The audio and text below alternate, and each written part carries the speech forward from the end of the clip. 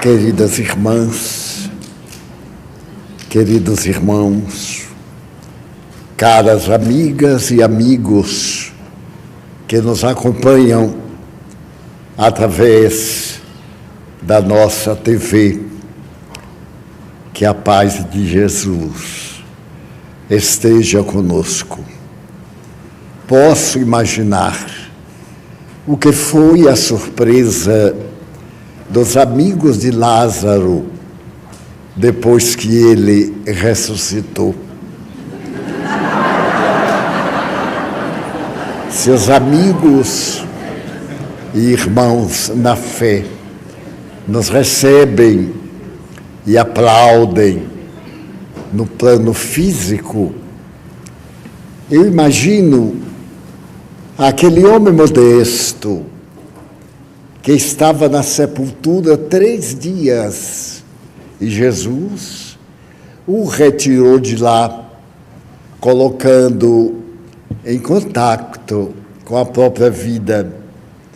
Narra o espírito Humberto de Campos, através da mediunidade de Chico Xavier, que dias após ele estava muito contente e foi ao templo para agradecer a Deus.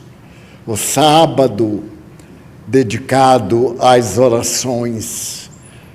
E quando ele estava no templo, aqueles crentes foram tomados de surpresa ao verificarem que alguém que estivera morto ali estava participando da atividade religiosa. E então, algo zombeteiro, começaram a chiscanar, a depreciar, a dizer que ele era um fantasma e o templo era um lugar de glória e não de fantasmas. Lázaro estava muito contente.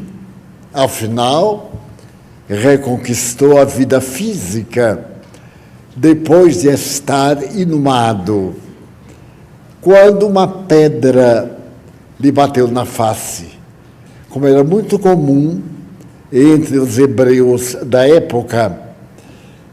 Dessa forma, ele foi tomado de valor e olhou para o grupo e disse com energia: "Olá, cuidado, aquele que me arrancou do túmulo também pode levá-los para lá em definitivo." Então percebeu que todos os aparentes adversários estavam com mágoa de ele haver recuperado a existência física e se afastaram naturalmente. Aquilo que me aconteceu é perfeitamente normal e acontece a todos nós, sem exceção, porque o amor de Deus não tem privilégio. Eu exulto de alegria pela fé religiosa que abraço, o Espiritismo, porque após 2 anos e meses, Deus me permitiu o retorno da saúde numa idade muito avançada, 97, 98 anos. Não é uma brincadeira.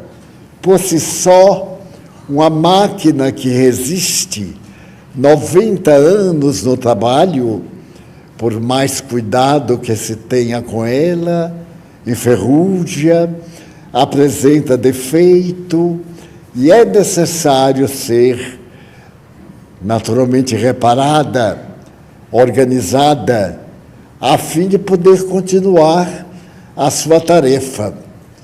Fazia mais ou menos 2 anos que eu me encontrava doente, mas mantinha a minha saúde emocional, não demonstrava não faltava aos meus compromissos espirituais, que são primazia.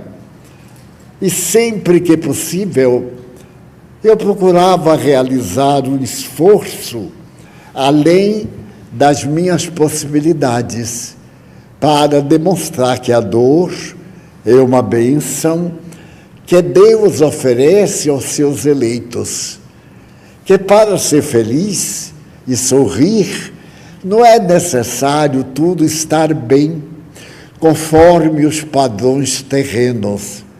É necessário estar de consciência tranquila, porque pode enfrentar tudo e todos, em qualquer situação, com qualquer equipamento, e, acima de tudo, com harmonia. Nesses 2 anos, eu visitei 16 médicos, e nenhum deles, a maioria de amigos, alguns de hospitais relevantes do país, outros anônimos gentis, não acertavam com o diagnóstico. Somente me diziam: você tem um organismo admirável. Um grande cardiologista brasileiro me disse: seu coração tem energia para ultrapassar os 100 anos. Eu disse: bem, e se eu não quiser os 100 anos? Ele disse: você oferece esse resto a alguém que está querendo. E assim fui levando. De repente, no entanto, eu estava conversando com uma das nossas tias da Mansão do Caminho, quando me começou uma estranha dor, mais ou menos na região renal, no lado direito. Aquela dor aguda como um punhal que estivesse cortando. Eu que não sentia nada de dor, somente angústia, um estado de energia bem deficiente, ausência de forças, passei a sentir uma dor insuportável. Então eu comprimi e a dor desceu. Desceu e eu disse: meu Deus, eu vou gritar, porque está uma dor insuportável. Mas eu sou muito resistente à dor. Eu aguentei firme e disse: estou sentindo uma dor muito grande, mas não saberia dizer em que órgão. Eu sei que é aqui do lado direito, que está me castigando cruelmente.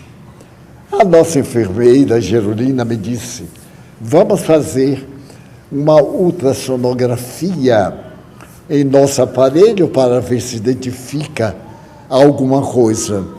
Então, a dor da forma que apareceu, desapareceu. Enquanto íamos da Casa Grande ao serviço médico, a dor desapareceu magicamente. Submetemos a um exame ligeiro, nosso aparelho é muito velho, e identificamos na área 3 sinais que caracterizavam a proximidade de alguma doença. Nesse caso, recorremos ao médico e fomos ao hospital no dia seguinte. Ao fazermos novamente em um aparelho meticuloso, com técnicos, ele constatou que eu estava com um tumor. Eu pensava que era na parte superior do rim e me preocupei. Ele me disse: não é no rim, é na bexiga. É o impedimento do canal urinário. E essa dor é exatamente a impossibilidade desse canal preencher a sua finalidade. Tem que fazer uma cirurgia imediata para poder abrir ou colocar um aparelho especial para essa finalidade. Eu me internei no mesmo dia.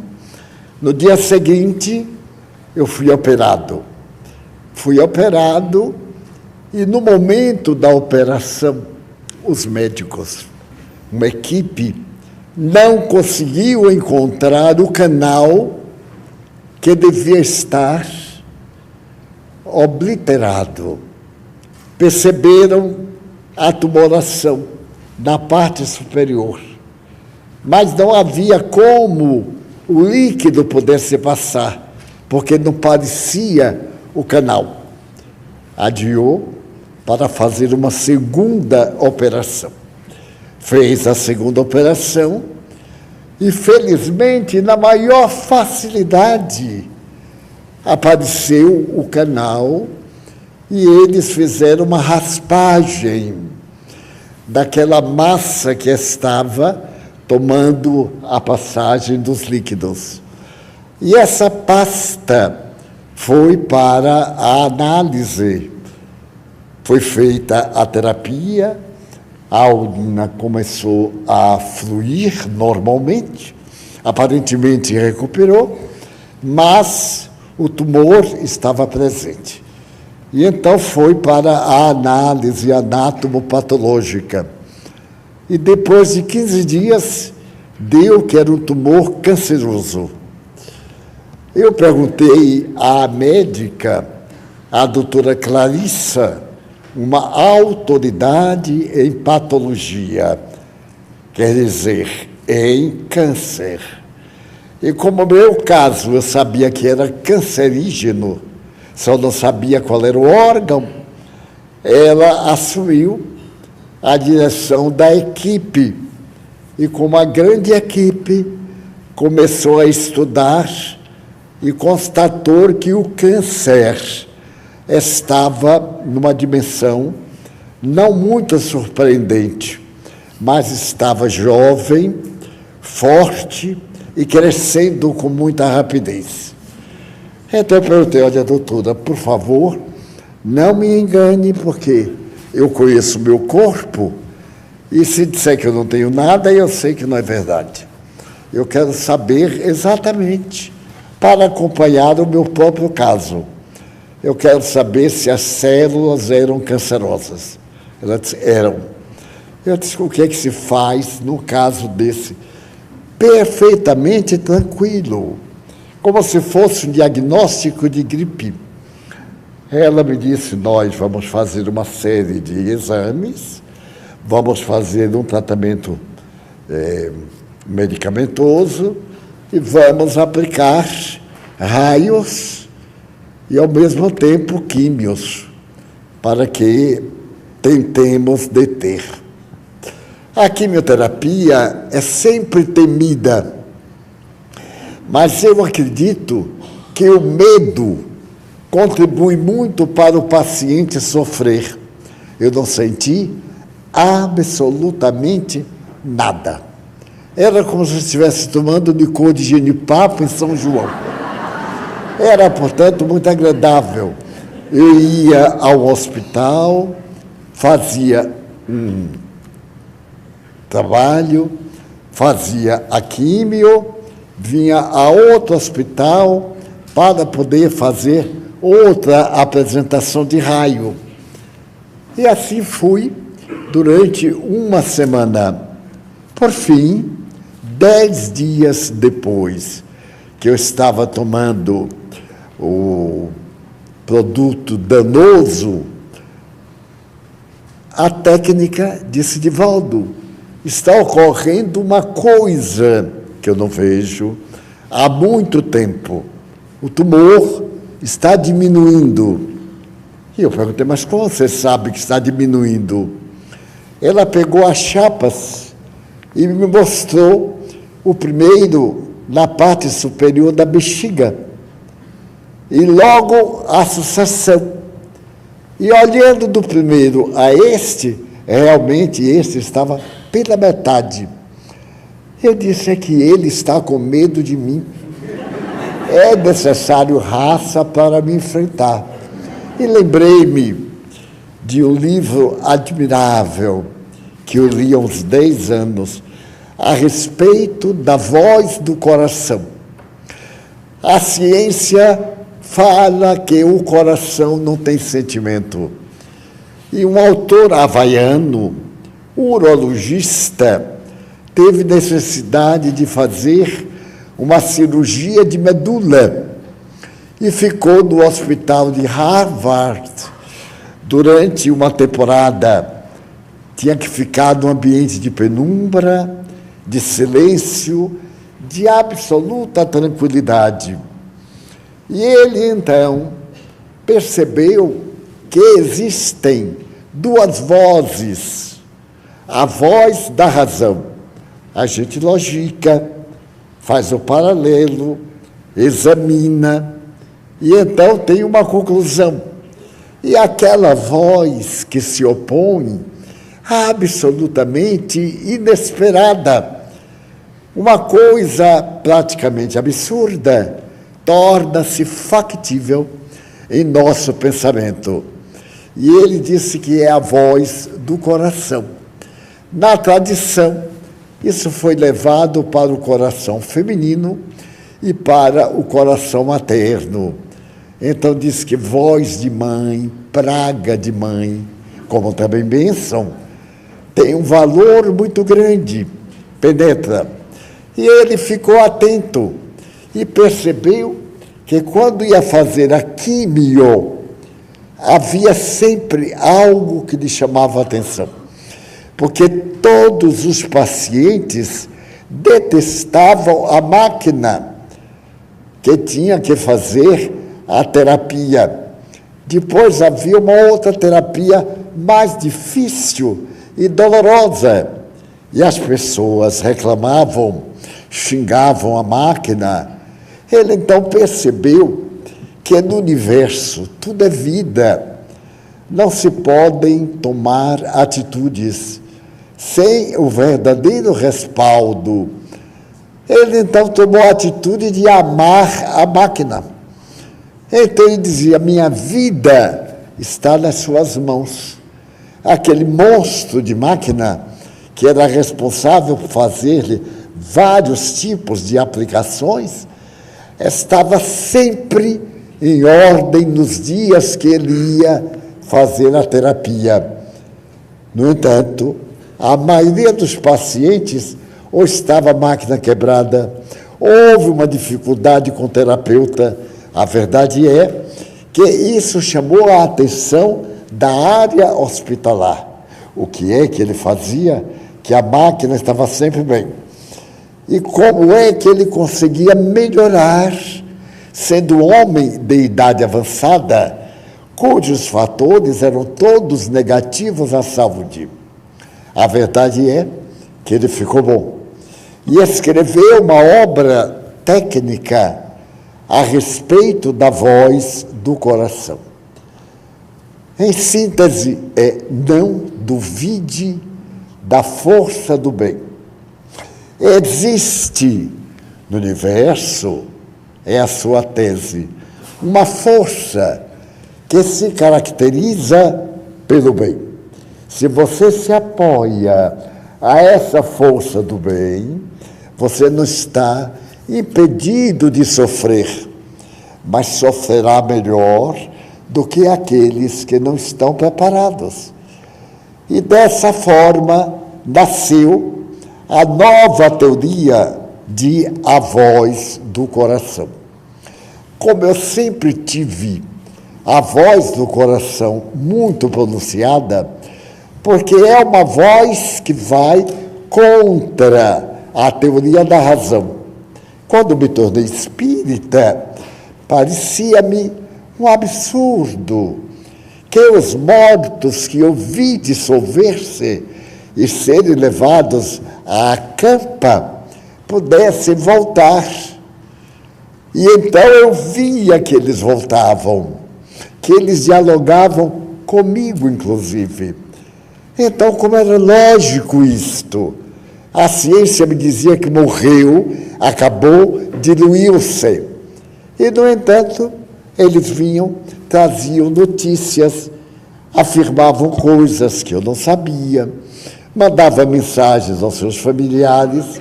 Era uma coisa que eu tinha que acreditar sem provas. Então, as minhas provas eram a voz do coração. Porque eu acreditava em Deus. Nunca perdi a ternura infinita por Deus. E dizendo melhor, por Jesus Cristo. Porque Deus é inumano, inconcebível. Mas Jesus Cristo havia sido ser material como eu. Havia lutado, havia enfrentado dificuldades, havia vencido traições, havia superado situações difíceis. Então eu me tornei seu amigo. Mesmo que ele não me pudesse conhecer, não era importante. Era importante que eu o conhecesse e seguisse as suas lições.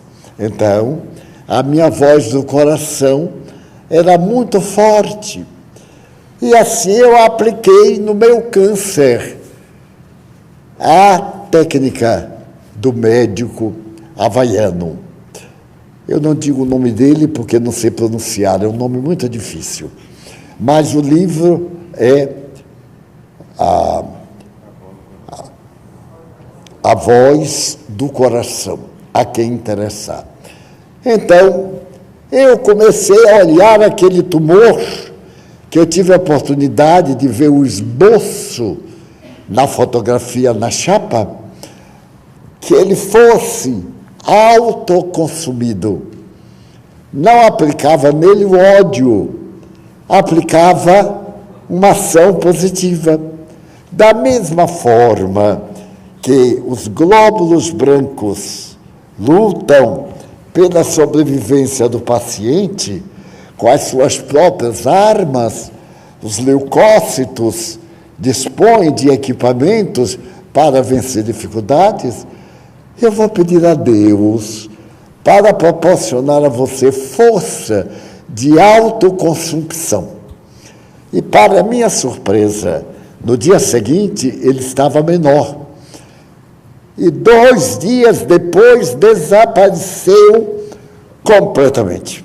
A área, como numa fotografia, apareceu perfeitamente livre de qualquer tumoração, de qualquer deformidade ou de qualquer problema na área.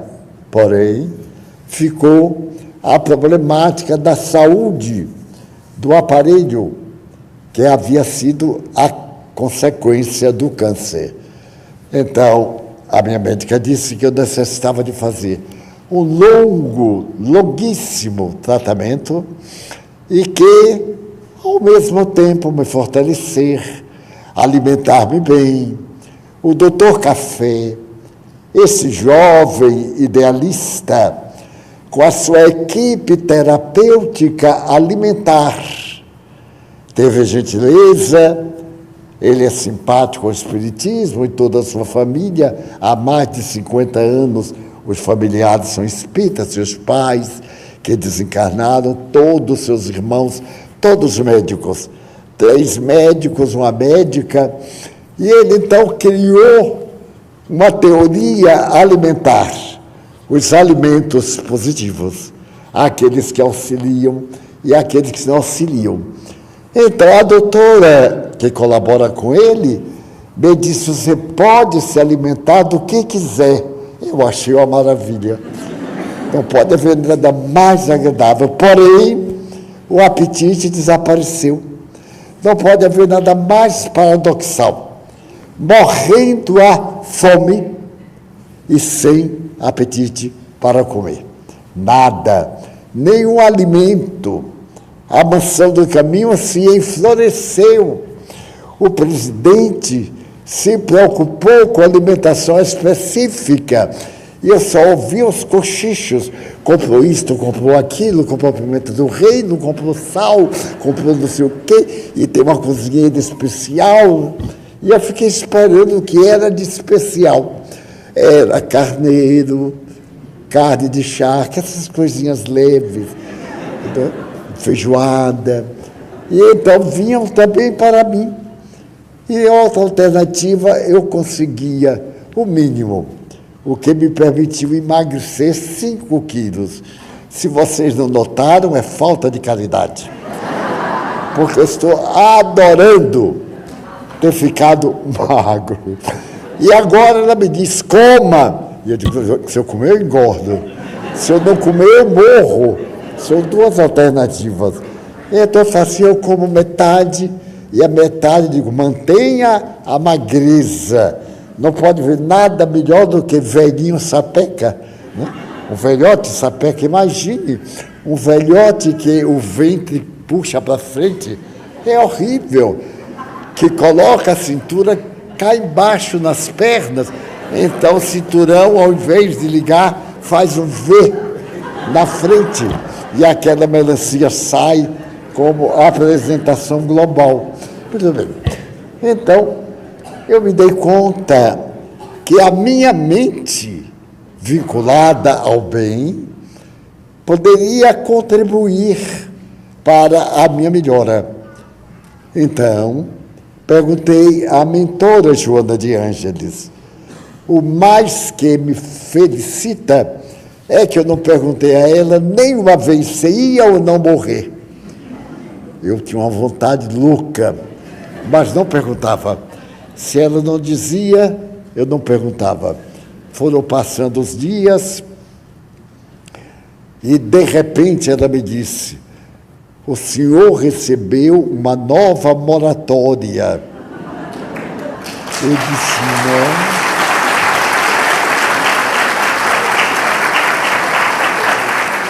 Eu, que sou uma pessoa lúcida, perguntei, de quanto tempo?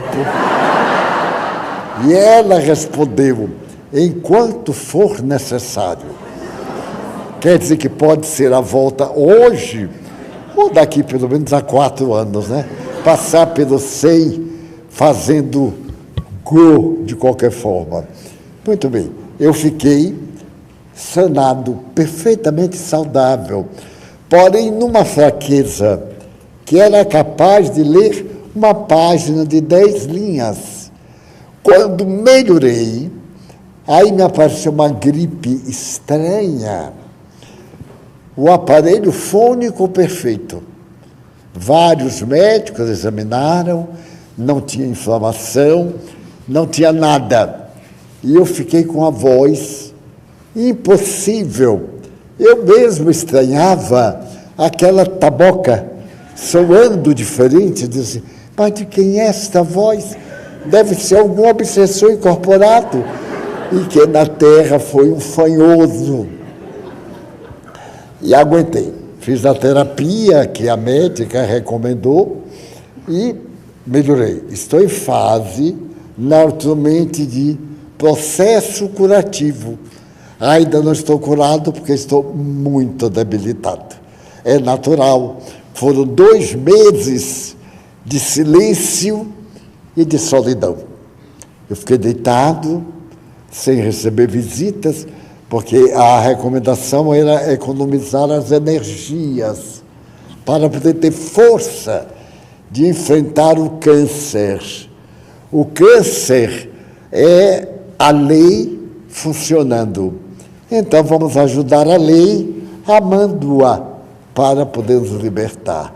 Mas o que me comove, eu não posso deixar de registrar, foi o número de e-mail, de WhatsApp. Eu recebi quase 3.000. E como se deduz, era impossível responder a todos. Eu pedi à diretoria para botar uma nota na internet, rogando desculpa e agradecendo a todos. Mas lentamente eu fui agradecendo. Eu só estou com uns 400 e poucos, respondendo devagar.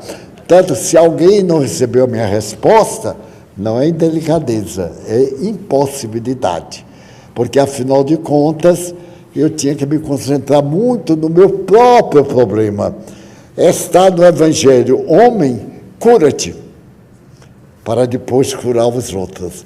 Então, eu me lembrei que quando o Papa João Paulo II veio ao Brasil, Ao chegar no Maracanã, por ali, ele fez a primeira saudação à terra brasileira.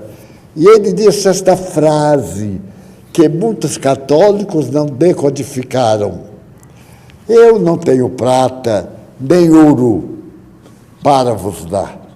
Foi o que ele disse. Essa frase está no Evangelho. Jesus havia desencarnado. A ressurreição se havia tornado real. Havia uma saudade imensa naqueles corações. E os apóstolos, Pedro e João, estavam em Jerusalém. Então eles iam ao templo. E desta vez os dois foram ao templo para agradecer a Deus as suas concessões.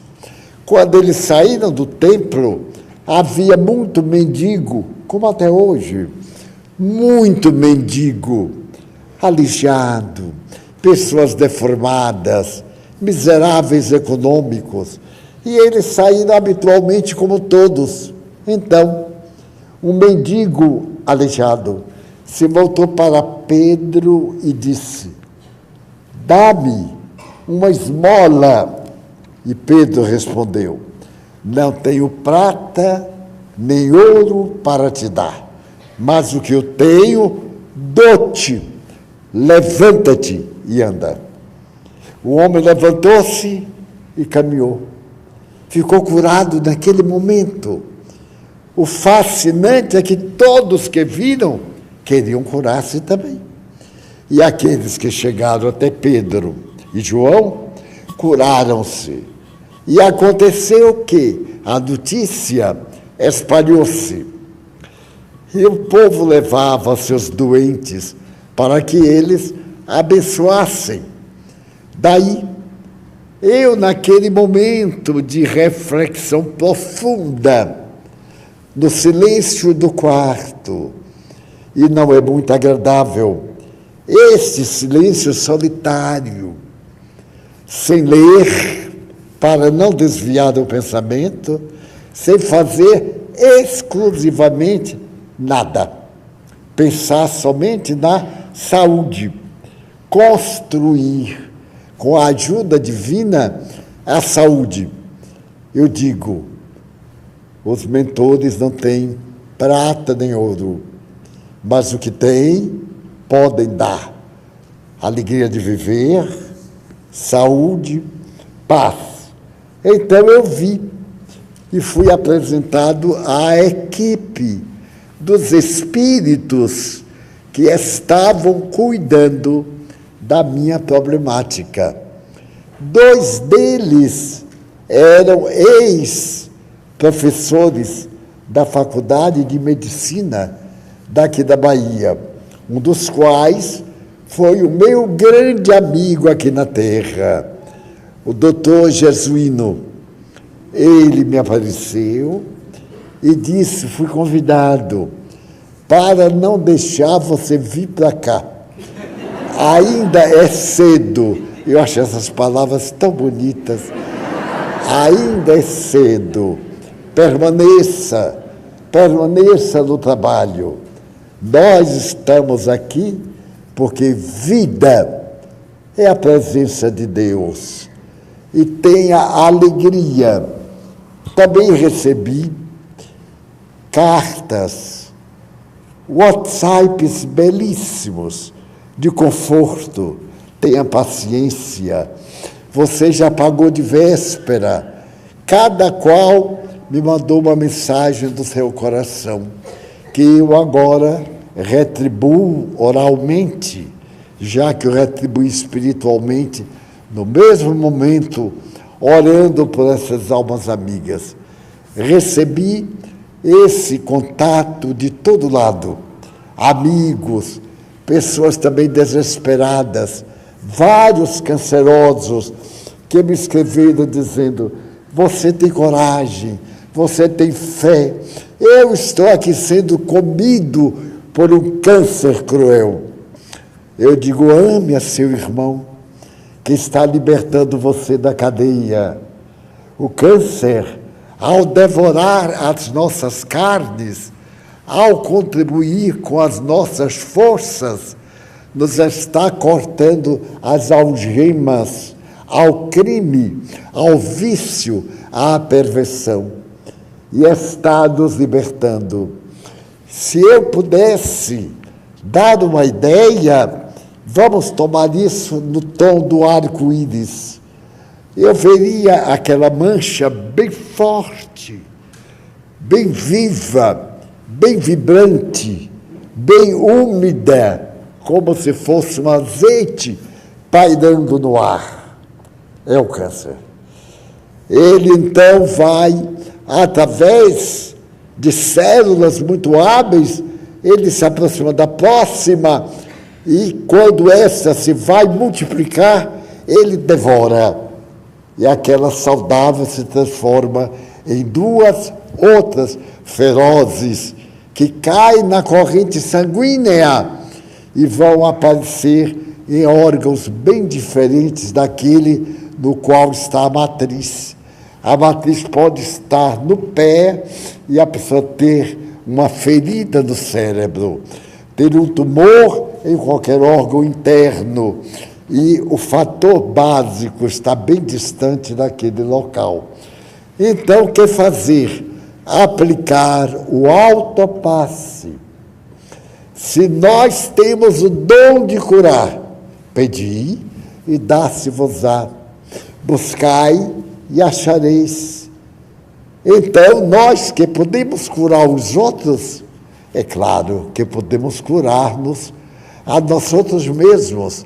Então, uma coisa que me comoveu em nossa casa, e eu quero agradecer, porque é realmente raro. Certo dia eu estava dormindo e acordei assustado.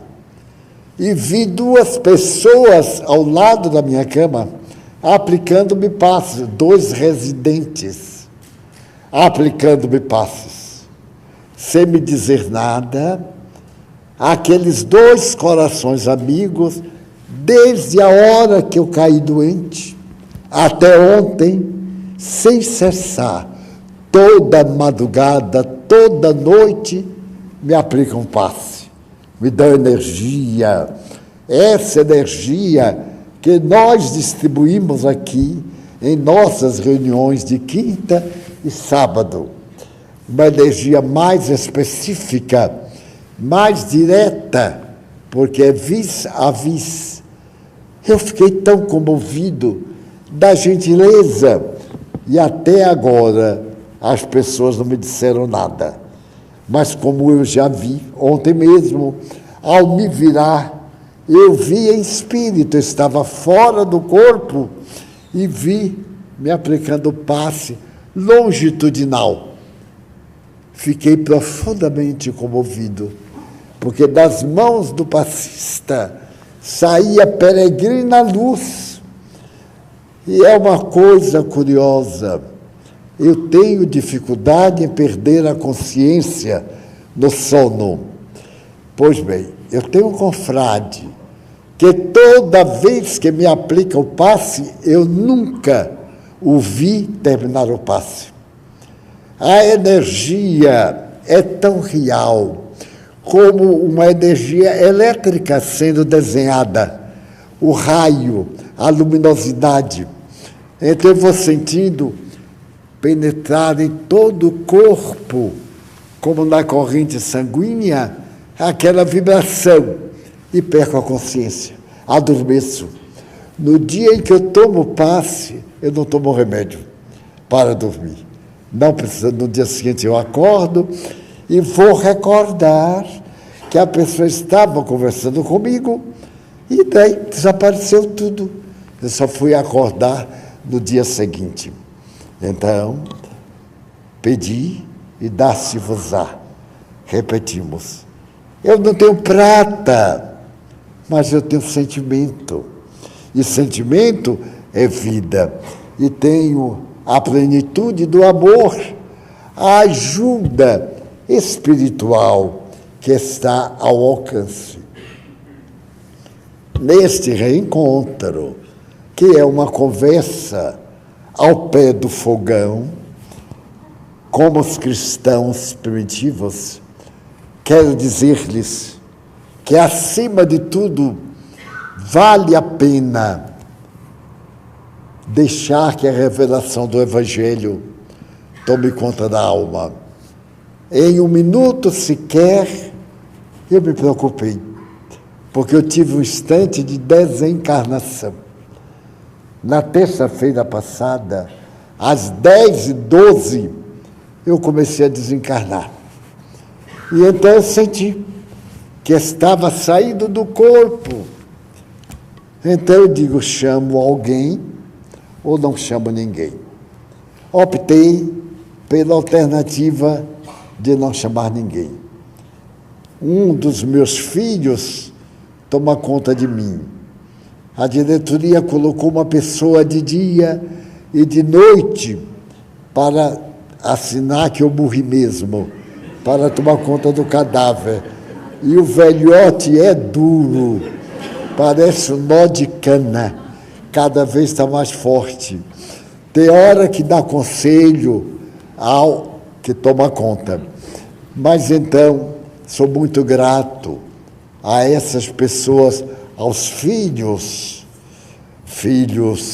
adotivos que foram elegidos por nosso Mário para tomarem conta, porque permanecem ali, olhando, próximo, esperando o último suspiro. Eu disse, mas não vai assistir o último, não quero nada de último suspiro, vai assistir um suspiro. E então eu comecei a ter a sensação de morte. Fascinante, porque eu comecei a ver os espíritos que desencarnaram e que foram meus amigos há 80 anos. Não lembrava mais. Então apareceu fulano, apareceu Beltrano, apareceu um deles que não foi tão íntimo, mas foi amigo na adolescência, e me disse assim, Divaldo, você ainda está na Terra? Pois eu estou desencarnado há 60 anos. Eu disse, nossa, é um castigo, não teve o direito de voltar. Ele disse que não, ainda está por lá. E então, ele me contou algo muito interessante. Ele me contou que certo homem era médium, e era um médium com excelente faculdade. Tinha clareaudiência, clarividência, psicofonia, incorporação, mas tinha um caráter bastante malévolo, mentia por demais. A mendacidade nele era uma característica da sua realidade. E então, quando ele já estava velho, ele adoeceu porque ia desencarnar. Foi levado ao mundo espiritual e uma entidade amiga disse, olha, você veio aqui para saber que a vida continua. Aproveite o que você está tendo lá na Terra, faça o bem, aplique as suas energias, trabalhe pela caridade, vai ser muito útil para você. E ele, então, ficou perguntando, mas por que essa recomendação? Porque o seu período na Terra se esgotou. E então venha ver o que está lhe esperando. E ele foi a uma região muito perturbadora, de névoa, de pântanos, de coachar, de sapos e rãs e outros ofídeos. Então, naquela situação, ele foi ficando com medo. Depois, uma tempestade imensa sacudiu o ar que ele estava. Por fim, ele disse, o que é que eu tenho que fazer? A voz do Espírito amigo disse, proceder bem, falar a verdade, dizer o que você pode fazer. Ele disse, muito bem, e eu vou desencarnar? Não, vai ficar na Terra. A Terra é que é um lugar bom de pagar dívida, porque ninguém escapa. Todo mundo paga a sua dívida.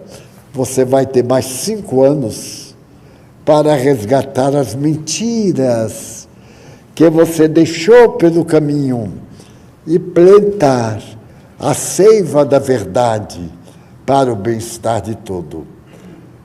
E então o Espírito assim voltou para mim e disse, parecido com você, não é? Eu disse, não, absolutamente. Nenhuma parecença, porque eu tenho sido leal a mim mesmo. As minhas mentiras não afetam a ninguém. E me lembro que uma vez, como já contei aqui, eu perguntei a Chico Xavier, você mente, Chico? E fiquei olhando para ele riu e disse, não, Divaldo, eu adio a hora da verdade. Pode haver nada melhor do que isso.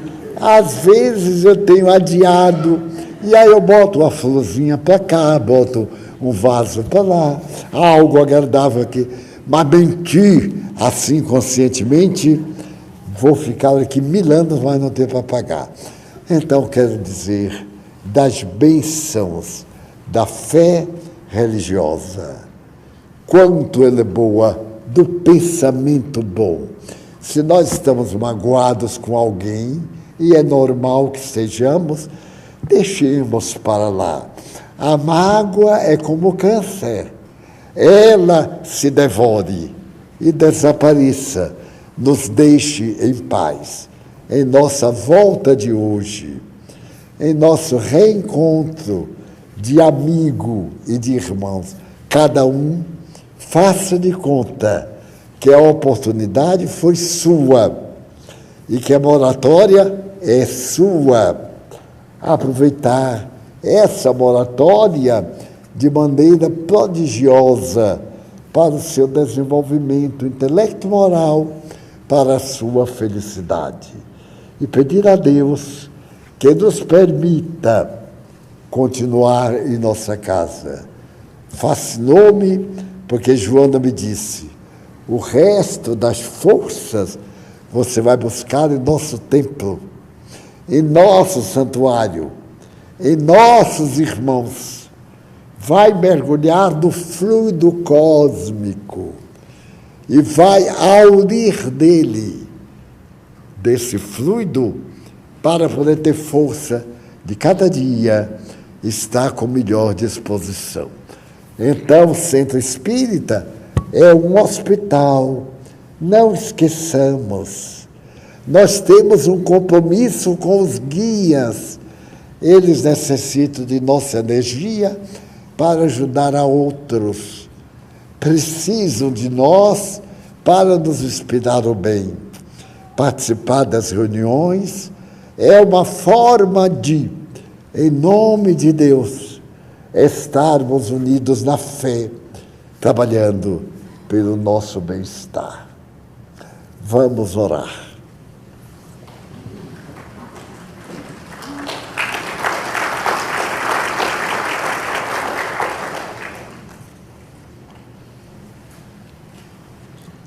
Os médiuns passistas aumentam a sua responsabilidade, porque vão dar, e cada um vai dar o que tem. É justo que dê o melhor de si para receber essa energia maravilhosa que através de nós se polariza na direção do nosso próximo. Mestre Jesus, abençoa-nos, dando-nos forças para a luta no bem. Abençoa-nos, Jesus. Transformando nossos sentimentos em ações benéficas. abençoa a nossa saúde e dá-nos-la se nós não a temos. Nós te pedimos pela nossa família, por aqueles a quem amamos, pelos que fazem parte da nossa emotividade.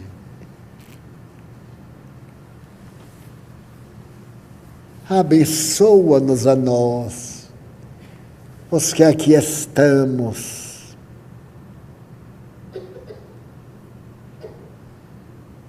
teus discípulos, dá-nos força e vigor para crescer no bem.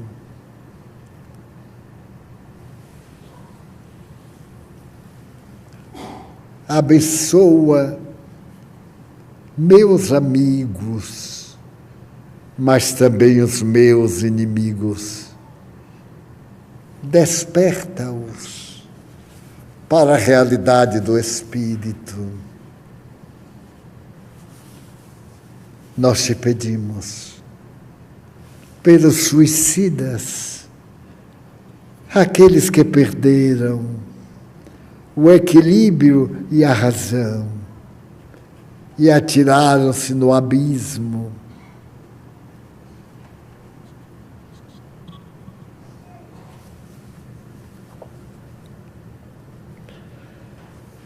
Também queremos pedir-te em favor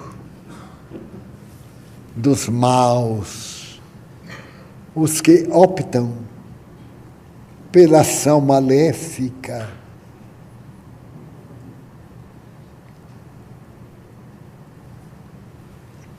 e nos odeiam. Afasta-os do nosso meio.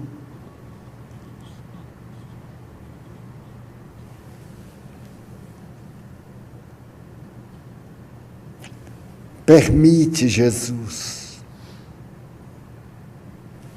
que a tua paz misericordiosa nos leve de volta, nos ampare no lar, no trabalho, aonde quer que estejamos. Desse modo, suplicando-te misericórdia, em teu nome, em nome de Deus, de Maria, a Santíssima, e dos Espíritos bons, encerramos a nossa reunião, formulando votos de muita paz para todos. Está encerrada a nossa reunião.